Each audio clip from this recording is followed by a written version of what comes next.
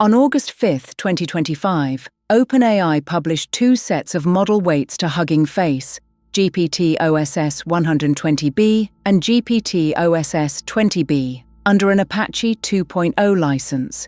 Anyone could download them, anyone could run them offline, modify them, sell products built on them, with no API key and no permission. 48 hours later, OpenAI launched GPT-5.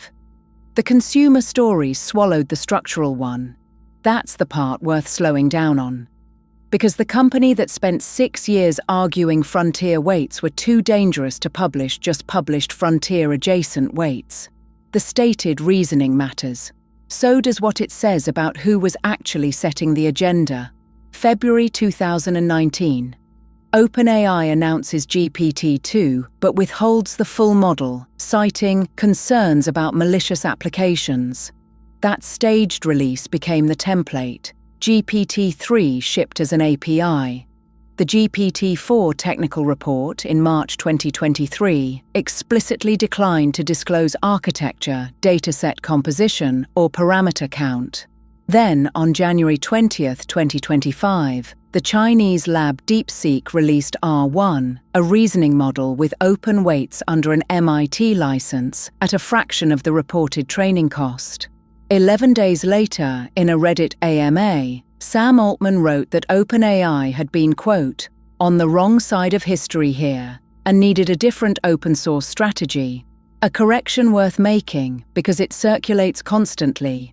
Both models are a mixture of experts. Neither is dense. GPT-oss 120B carries roughly 117 billion total parameters, but activates only about 5.1 billion per token, routing through 128 experts.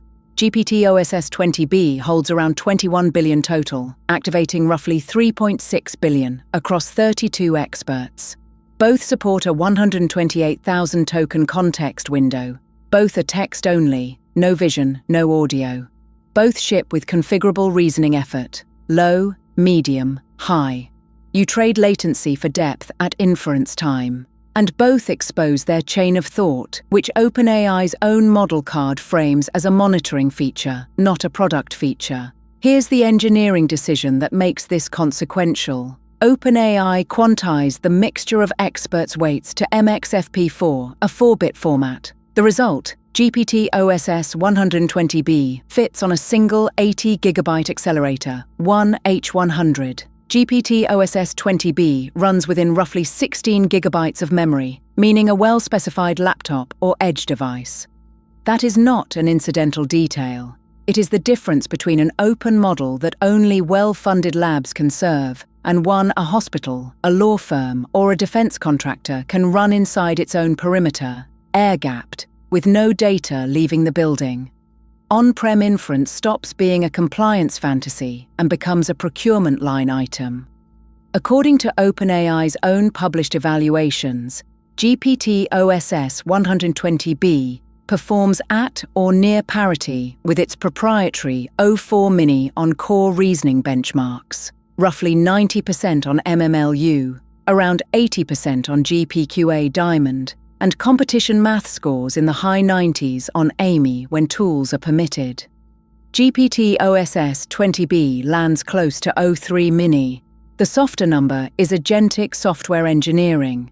SWE Bench Verified came in around 62% for the 120B, respectable, not leading. These are self-reported figures from the model provider. Independent replications have generally landed lower on real-world coding tasks than the headline charts imply. Treat vendor benchmarks as claims, not findings. And it landed in a crowded field, one OpenAI did not create. Alibaba's Qwen3 line, released from April 2025 onward, shipped Apache 2.0 weights across a full-size ladder, including Qwen3 coder variants that have posted stronger agentic coding scores than GPT-oss on several public leaderboards. Zhipu's GLM series and DeepSeek's successive V3 lineage releases have competed directly at the top of open reasoning. NVIDIA's Nematron family pushes open post-training data alongside weights. Reported figures for the newest generation, DeepSeek V4, GLM 5.2, Nematron 3 Ultra, should be treated cautiously. Release timelines slip, and benchmark claims in this segment routinely outrun third-party verification. Apache 2.0 is the substantive part of this story, and it's the part most coverage skipped. It is a permissive license with an express patent grant, no copyleft, no monthly active user threshold, no clause requiring you to name the upstream model in your product, no revocation lever if your company later competes with the licensor. Compare that to Meta's Llama Community license with its user count trigger and naming requirements, or Google's Gemma terms, or NVIDIA's Open Model license. Those are conditional grants dressed as openness. OpenAI does attach a separate usage policy, but the license itself is the industry standard, and that is legally meaningful. Practically, 3 things change. First, deprecation risk collapses. A weights file you hold cannot be sunset, rate limited, or repriced. Anyone who built on a model that was retired with 90 days' notice understands what that's worth. Second, data residency becomes solvable rather than negotiable. Inference inside your own network changes what regulated industries can legally deploy. Third, and least discussed, fine-tuning rights.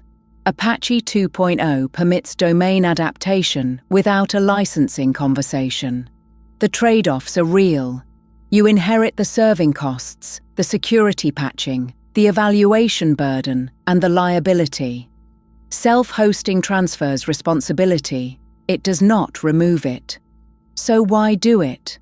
Altman's public framing has been geopolitical, that the world should build on an open stack aligned with democratic values, rather than defaulting to whichever lab publishes fastest.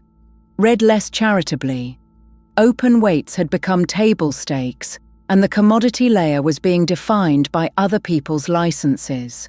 Both readings can be true simultaneously. What's verifiable is narrow but significant. 2 Apache 2.0 reasoning models exist, from the company that argued hardest against publishing them, running on hardware you can own. The frontier stayed closed. The floor moved. For builders, that floor is where the leverage now lives.